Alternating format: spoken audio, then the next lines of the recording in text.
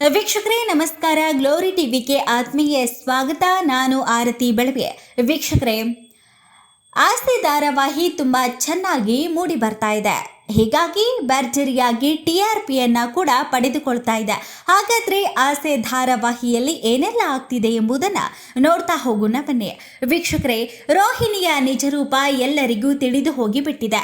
ರೋಹಿಣಿಯನ್ನ ಶಾಂತಿ ತುಂಬ ನಂಬಿಬಿಟ್ಟಿದ್ದಳು. ಆಕೆ ಬಹಳ ಶ್ರೀಮಂತ ಮನೆತನದಿಂದ ಬಂದಿದ್ದಾಳೆ ಎಂಬ ತಪ್ಪು ಕಲ್ಪನೆಯನ್ನ ಇಟ್ಟುಕೊಂಡಿದ್ದಳು.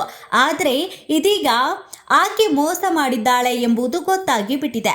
ಸೂರ್ಯ ರೋಹಿಣಿಯ ಮಗ ಹಾಗೂ ತಾಯಿಯನ್ನ ನೇರವಾಗಿ ಅವರ ಮನೆಗೆ ಕರೆದುಕೊಂಡು ಬರುತ್ತಾನೆ. ರೋಹಿಣಿಗೆ ತಾಯಿ ಹಾಗೂ ಮಗನ ಮನೆಯಲ್ಲಿ ನೋಡಿ ಬಹಳ ಶಾಕ್ ಆಗುತ್ತೆ. ಆಕೆಗೆ ಏನು ಮಾಡಬೇಕೆಂದು ದಿಕ್ಕೇ ತೋಚದ ಹಾಗೆ ಆಗುತ್ತದೆ. ಆದರೂ ಶಾಂತಿಯ ಕೊಂಕು ಮಾತುಗಳನ್ನ ತಡೆದುಕೊಂಡು ಮನದಲ್ಲಿ ಬಹಳಷ್ಟು ನೋವುಗಳನ್ನ ಅನುಭವಿಸುತ್ತಾಳೆ. ತನ್ನ ಮಗ ಕೃಷ್ಣನ ಹೇಗಪ್ಪ ನಾನು ನೋಡಿಕೊಳ್ಳುವುದು ಎನ್ನುವ ಆಲೋಚನೆಯಲ್ಲಿ ರೋಹಿಣಿ ದಿನಗಳನ್ನ ಕಳೆಯುತ್ತಾ ಇರುತ್ತಾಳೆ. ನಿಜ ಹೇಳಬೇಕೆಂದು ರೋಹಿಣಿ ಅಂದುಕೊಂಡಾಗ ಆಕೆಗೆ ಅತ್ತೆಯ ಭಯ ಕಾಡುತ್ತೆ.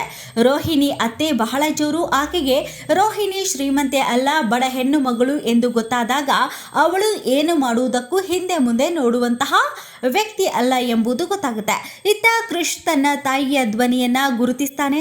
ತಾಯಿಯನ್ನ ನೋಡಲು ಕಣ್ಣಿಗೆ ಪಟ್ಟಿಯನ್ನ ಕಟ್ಟಿರ್ತಾರೆ. ಆದರೆ ಆತ ರೋಹಿಣಿ ಮಲಗಿರುವ ಜಾಗಕ್ಕೆ ಬಂದು ಅಮ್ಮ ಎಂದು ಕರೆಯುತ್ತಾನೆ. ಮಗನ ಧ್ವನಿ ಕೇಳಿದೊಡನೆ ರೋಹಿಣಿ ಎದ್ದು ಕುಳಿತುಕೊಳ್ಳುತ್ತಾಳೆ. ರೋಹಿಣಿ ಎದ್ದು ಕುಳಿತುಕೊಂಡಿದ್ದನ್ನ ನೋಡಿ ಮನೋಜ್ ಕೂಡ ಏನೆಂದು ಪ್ರಶ್ನೆ ಮಾಡುತ್ತಾನೆ. ಕೃಷ್ ರೋಹಿಣಿಯನ್ನ ಅತ್ತೆ ಅತ್ತೆ ಎಂದು ಕರೆಯುತ್ತಿರುವುದನ್ನ ನೋಡಿ ರೋಹಿಣಿ ನೆನಪು ಮತ್ತು ಈತನಿಗೆ ಮುಂಚೆಯೇ ಪರಿಚಯವಿತ್ತ ಎಂದು ಮನೋಜ್ ಕೇಳಿದಾಗ ಆಕೆಗೆ ಭಯ ಆಗುತ್ತೆ. ಆಕೆ ಕೃಷ್ ಯಾರು ಅಂತ ನನಗೆ ಗೊತ್ತೇ ಇಲ್ಲ ಎನ್ನುವ ಹಾಗೆ ನಟನೆ ಮಾಡ್ತಾಳೆ. ಅಷ್ಟೊತ್ತಿಗೆ ಅಲ್ಲಿಗೆ ಬಂದ ಸೂರ್ಯ ಚಪ್ಪಾಳೆಯನ್ನ ತಟ್ಟುತ್ತಾನೆ.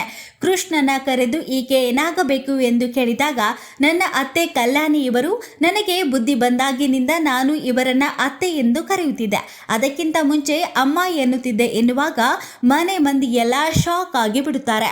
ಎಲ್ಲವನ್ನ ನೋಡಿದ ಶಾಂತಿಗೆ ಬಹಳ ಕೋಪ ಬರುತ್ತೆ. ಈ ರೋಹಿಣಿ ನಿನಗೇನಾಗಬೇಕು ಎಂದು ಸರಿಯಾಗಿ ಹೇಳು ಎಂದೆಲ್ಲ ಹೇಳಿದಾಗ ರೋಹಿಣಿ ಅಳುತ್ತಾ, ಬೇಡ ಹಾಗಿಲ್ಲ ಮಾಡಬೇಡಿ, ಅವನಿಗೆ ಈಗಾಗಲೇ ಸರ್ಜರಿ ಆಗಿದೆ ಎಂದಾಗ ಶಾಂತಿ ಮಾತ್ರ ಯಾರ ಮಾತನ್ನು ಕೇಳುವುದಿಲ್ಲ. ಕೊನೆಗೆ ರೋಹಿಣಿ ಶಾಂತಿಯ ಮೇಲೆ ಕೈ ಎತ್ತುತ್ತಾಳೆ. ಇದನ್ನು ನೋಡಿದ ಶಾಂತಿಗೆ ಬಹಳಷ್ಟು ಶಾಕ್ ಆಗುತ್ತೆ. ಹಾಗೆಯೇ ರೋಹಿಣಿಯ ಕೂದಲನ್ನ ಹಿಡಿದು, ನೀನು ಇಷ್ಟೆಲ್ಲ ಸುಳ್ಳುಗಳನ್ನ ಹೇಳಿದ್ದೀಯಾ ಎಂದು ಗದರುತ್ತಾಳೆ. ರೋಹಿಣಿ ಕೊಂಚ ಜೋರಾಗಿ ಕೃಷ್ಣನ ಮಗ ಎಂದಾಗ ಮನೋಜನಿಗೆ ಕೋಪ ಬಂದು ರೋಹಿಣಿ ಲಗೇಜ್ ಅನ್ನ ಮನೆಯ ಹೊರಗೆ ಎಸೆಯುತ್ತಾನೆ. ಹಾಗೆ ರೋಹಿಣಿಯನ್ನ ಕೂಡ ಮನೆಯಿಂದ ಹೊರಗೆ ಹಾಕುತ್ತಾನೆ. ರೋಹಿಣಿ ಮಾತ್ರ ಅಳುತ್ತಾ ಬಹಳ ನೋವನ್ನ ಪಡುತ್ತಾಳೆ. ತನ್ನ ಮಗ ಹಾಗೂ ಅಮ್ಮನನ್ನ ಚೆನ್ನಾಗಿ ನೋಡಿಕೊಳ್ಳಬೇಕು ಎಂದುಕೊಳ್ಳುತ್ತಾಳೆ. ಪಾಪ ಕೃಷ್ಗೆ ಮಾತ್ರ ಏನೂ ಅರ್ಥ ಆಗ್ತಾ ಇರಲಿಲ್ಲ.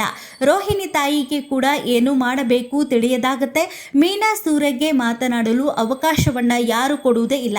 ಮನೋಜ ಹಾಗೂ ಶಾಂತಿಗೆ ಪಾಠ ಕಲಿಸಲು ರೋಹಿಣಿ ಮುಂದೇನು ಮಾಡುತ್ತಾಳೆ ಎಂಬುದನ್ನು ಕಾದು ನೋಡಬೇಕಾಗಿದೆ.